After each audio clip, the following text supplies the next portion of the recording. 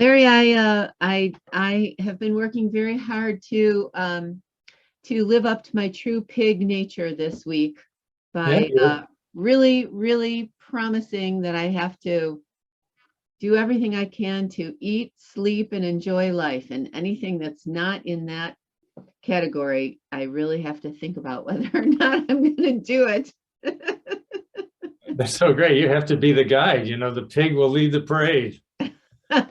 I'm The following right pig. behind you, The pig will lead the parade unless the pig wants to take a nap. Then the pig Yeah. doesn't care Then about then the parade at it's all. the parade of Parade, napping. parade can go by. The pig won't care. It's just going to be a napping parade, and you'll lead us. That's great. I'll follow you lead. That's good. Thank you. Thank you. It's not Miss Piggy, but thank you. Thank you, Pig, for leading us again. Thank you. Thank you. And Perfect. it's actually kind of an interesting start to a conversation about pain because because it really is a conscious effort for me to believe that I can live my life in this very pleasurable way, eating, Yeah. sleeping, and enjoying life. When my Wow. whole life I've been working hard, getting up, forcing myself to work 80 hours a week or more and to sit at my desk for hours without going to the bathroom until I finished certain things, even if even if my back was killing me, not to stand up and move around, make sure I just really, really kept my nose to the grindstone. And it's so opposite, it's just so It's opposite. not where your piggy nose is supposed to be. That's Not right. supposed to be in the grindstone. At the grindstone. That's That's the right. opposite. So it's with great appreciation that I'm trying life in a different direction, but it's really, Yeah. really has showed me how dedicated I was to experiencing like the pain of that kind of lifestyle. For me, that Yeah. was painful.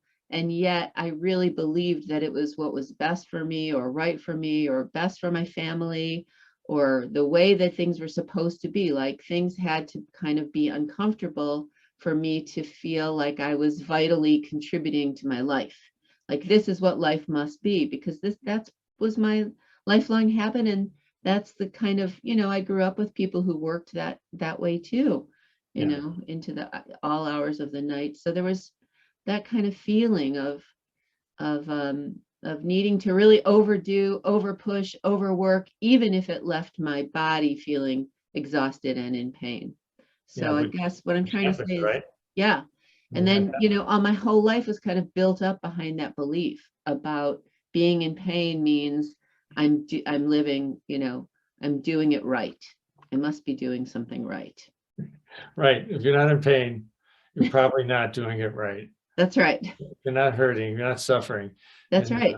I mean, we have this idea that if you don't do that, you're going to probably end up in the gutter, and your life will collapse around you and no one, and you'll be abandoned and alone and no one will love you. That's right.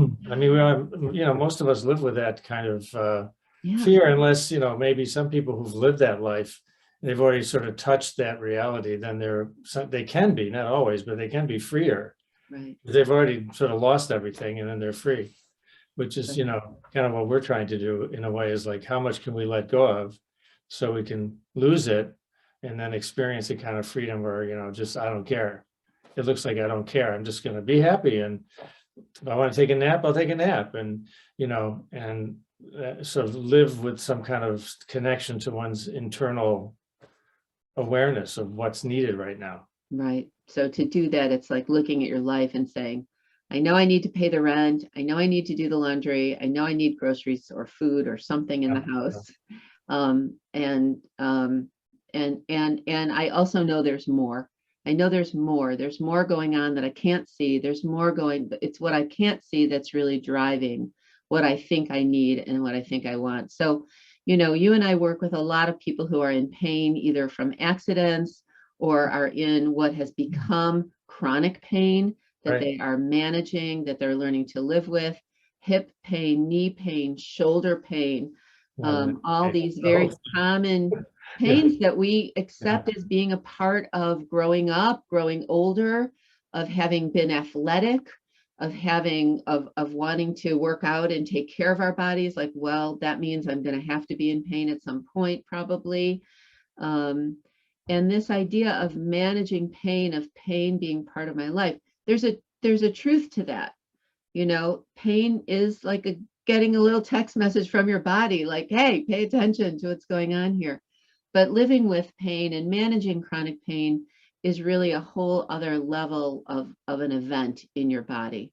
Yeah. And can you say a little bit about that, and how our medical qigong work helps people shift that pain when it's what they really want, or if it's not what they want, what is it that you see around people, helping people to shift the idea of my life is going to be spent managing this pain?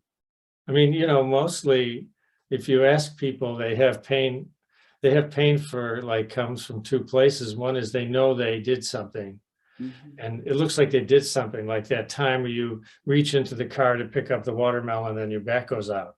You say, oh, well, I know exactly when it happened, or you did something, you're playing tennis and you hurt your knee and then there's the pain that looks like you don't know. It just sort of showed up, and that's more mysterious. But in each instance, what we end up dealing with, like everybody, is the manifestation, right? Again, like your body shows something, so then we know something's going on. So then we start to deal with what's showed up. Like that's the manifestation, like the pain in my elbow or the pain in my shoulder. So then we try and deal with that, but we're still only dealing with the manifestation. We're not dealing with what we call the underlying cause. And we say the underlying cause has something to do with qi. And then if we look in our life, the way we understand qi is usually through emotions. So that means something emotionally was getting stuck, not moving. Something was going on in your life that was causing you distress. And in one way or another, you didn't catch it. You didn't realize it. You didn't adjust it. You didn't move with it. And then your body starts to show you, gives you the message, like we're talking about, that something is going on. Mhm. And then it manifests. And then we can set off, as I'm saying, a whole course of action dealing with the manifest problem, but not the hidden actual problem. Right. And so, when we are working with people, because we're working at the chi level and at the meridian level, we're saying here, this is information your body can use to make you more responsive to the emotional and energetic messages going on inside. And then you can become, you can use it now. You can process this moment that was maybe stuck. And that's why sometimes you work with people and they spontaneously start crying. And even though you're not doing anything that looks like, why would they start crying? Or later on, they might have a reaction, something starts to happen and the, reaction occurs. And that's because this qi, the treatment that we're doing, the qi that we give them, it helps them have the capacity now to process something that was going on. And then maybe they'll have the freedom internally to admit, because sometimes we have to admit it, right? That I actually had that reaction. I was actually harboring this, this distress. This thing in my life was actually causing me trouble and upsetting me. And now I can face it.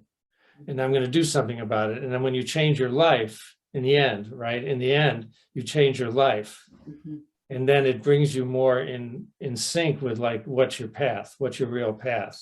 And then you're moving again. Right. Then you're, likely to see improvements in these manifested symptoms that are in the end just messages that tells us, hey, something's out of balance in your life. And then we find it emotionally first if we're looking. So I think of it like that, that we're really trying to help people connect to their own source of information about themselves and their emotional health and their emotional openness. Mhm. I don't know. Yeah. That's what I think.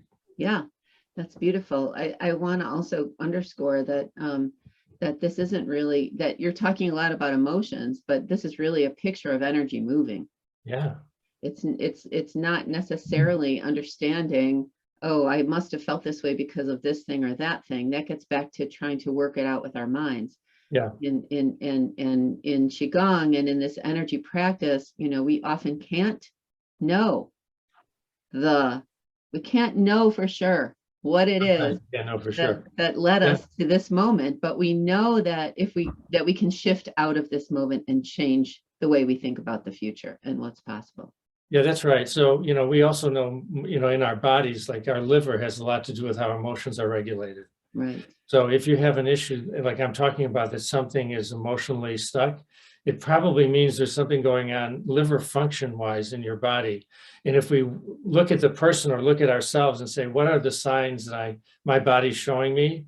Many of them will be related to the liver, what the liver does. So we know that the liver function is somehow challenged on the energetic level, because that's, its job is to help us have smooth emotions and be able to move through, always moving, always going with the flow.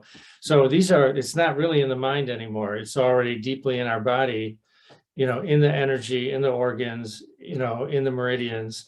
And that's why the chi level is so helpful, because it's sort of the highest level communication we can give the body to receive new instructions about here's how to reset, because the chi is like full of love and acceptance and all those good things that help us relax into being ourselves. That's right. That's right. And we started to talk about how, like, on that physical level, on that 3D level that we can see, and we can say, yeah, but my back is killing me and I don't know why or when, it just is, and I want it to stop. And as a result of my back killing me, I'm starting to walk a different way, and I'm kind of protecting my hips, and now my knee hurts, and now my ankle feels like it's going out of whack, and I'm working so hard to be careful and to walk with care and to be aware. But, I'm just really spending more and more time devoting my attention and energy to all the pain that I'm in.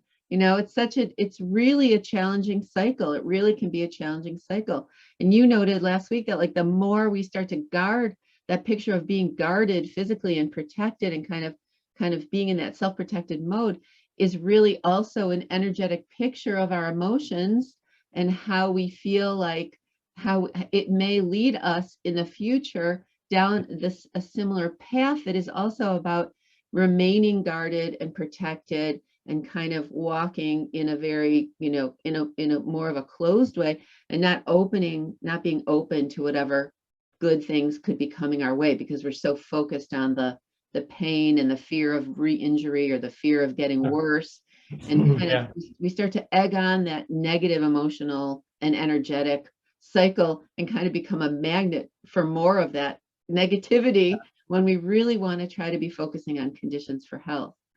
So, that's right. The qigong really can push that energy along, and the qigong can do exactly what you said. Remind us that our purpose is to really enjoy life, is to really eat and sleep and take naps and to really enjoy life, whether you're a pig. Be alive, and be you. Go be you, like that's, you gotta, you have to be a pig and be happy, and don't worry so much, just play and be happy and nap and let it go. Yeah. So if you're watching this and you're stuck in a pain cycle, believe me, we've been there, and we've worked with hundreds of patients. If I count Larry's hundreds, we've worked with hundreds of patients, and working with them too. It's good, Yeah, and I'm working with them too, and especially see if you can find a qigong class that will help you move your body in ways that help you connect to energy for love. That's the other thing that we do over here at Budding Spring Healing, teaching the Dragon's Way Qigong program and Qigong for Women's Breast Health and the 4 energy gates and all these beautiful practices that are going to help you strengthen that energy foundation for calm and for love and for all the good things that are waiting for you out there.